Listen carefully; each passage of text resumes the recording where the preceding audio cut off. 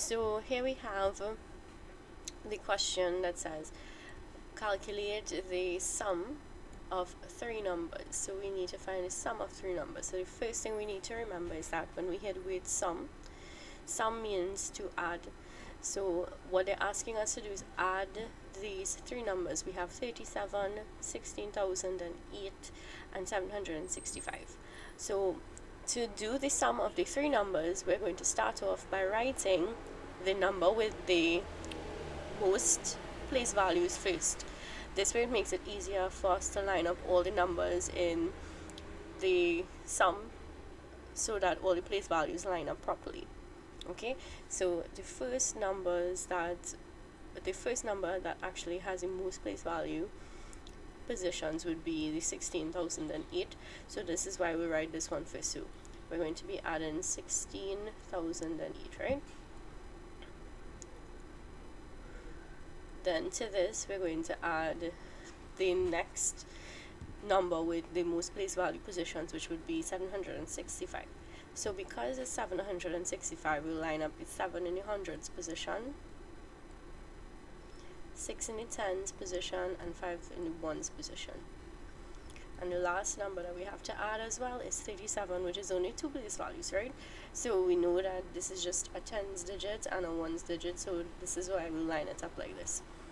So the important thing when you're doing addition and subtraction is to make sure that the place value, the digits, line up according to place value. So we'll find the sum of these numbers starting with the digits in the ones position. So we're going to add 8, 5, and 7.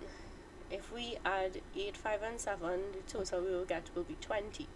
And whenever we have a sum that is exceeding 10, we write that to the side, we take the ones digit from that sum and write it in the position that we were adding. So we're going to put a 0 in the ones column.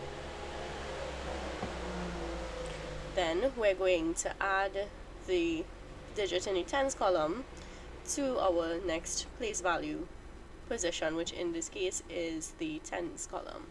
So we're adding 2 to our tens column. So we'll add all the digits here now in the tens column, which would be 2, 6, and 3.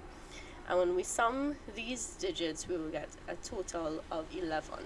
Again, once the sum is exceeding the 10, we're going to put that to the side, and we're going to take the digit in the ones position, put that in this position that we were summing, and then we're going to add this value to the next position.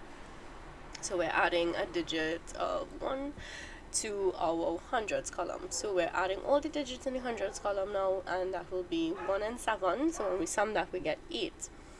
The other place value positions here in this first number, there are no other digits corresponding in the other numbers to those two digits.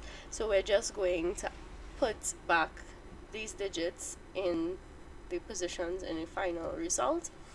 So when we have finished, our sum would be 16,810.